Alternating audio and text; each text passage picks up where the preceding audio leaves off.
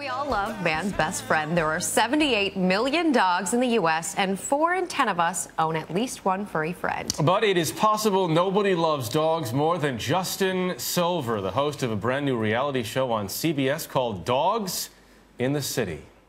Beefy, you're awesome, all right? And I like him. He's a good dude. And I know you two have taken care of each other, and I think that's great. But listen, that's her job now. You get to relax. And you get to be the dog again. I think my brain is partly a human's brain, partly a dog's brain. So here's the deal, all right? I'm gonna cut a bottom line with you. You let her in. You let her be the mommy, and I'll deal with him, and I'll get him to create some healthy space with you. How does that sound? I can't tell if you're nodding or just panting, but I'm gonna go with it. Justin Silver joins us now. Good morning. Good morning. Thanks for having me. It's good you're here. Thanks for having us. Yes, indeed. Who do we have down there? This is one of my rescues. This is Buster, the golden retriever chow mix, who just sits there and looks handsome. That's the extent of what he does. Cooperating beautifully right now. He's awesome. You say you speak dog. What does that mean?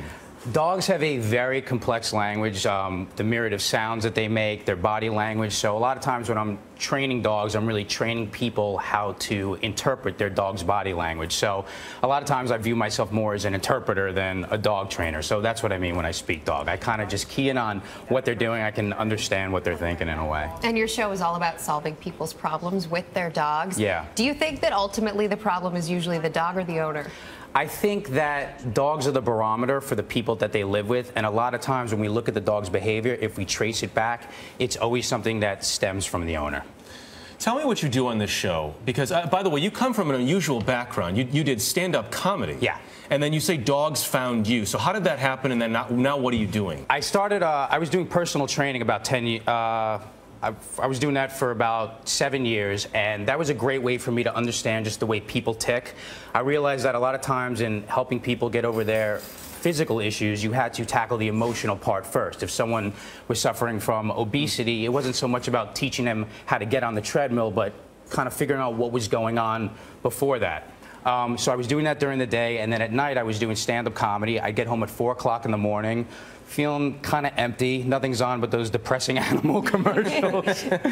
So next thing I know, there's 2 rescue dogs and 2 rescue cats in my house, and it just started from there. And I think that all the stuff I learned in personal training and how to relate to people carried right over into working with people with dogs. So, and also the stand-up comedy is super helpful because, you know, people call me with problems, and so they're not in the best of mood when I come over. And if I could provide a little levity and make it lighthearted and make it fun, it makes the session go so much better and makes them see that training their dog isn't going to be an arduous task. It's actually going to be something that's really rewarding and fulfilling, and that's the whole point of getting dogs in the first place, right? And you get that message across in your show, certainly. What's the #1 mistake you think people make with their pets, their dogs? I think that they communicate the behaviors that they don't want.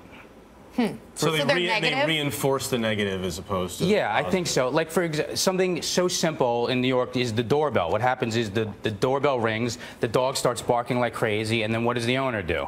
Stop, stop, don't. So now the owner is doing exactly shouting match. Right, what they don't want the dog to do. So the doorbell just signifies mutual barking. So what I try to do is teach them to set their dogs up for success by showing what they want them to do, and then, you know, it goes easy peasy from there.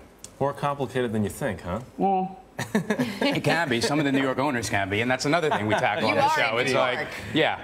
You should be paid as a psychologist or a psychotherapist, I think, at times. You should be talking to my agent, sir.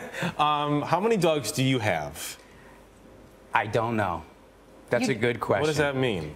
Well, like, for instance, Buster, his mom's been a client of mine for about 7 years, so he spends half his time with me, half his time with her. I have Chiquita and Pacino, who are my main 2 pit bulls that live with me, but my clients' dogs are constantly on a rotation coming in and out, and if you ask them who their dog's daddy is, they're going to say, well, it's mine and Justin's dog. Justin Silver. Yes. Thank you so much. Thanks. The show? Dogs in the City. Dogs in the City premieres Wednesday, May 30th, CBS 8 Check it p.m. out. Justin Silver, thank you so much. Thank you so much. Thanks, buddy.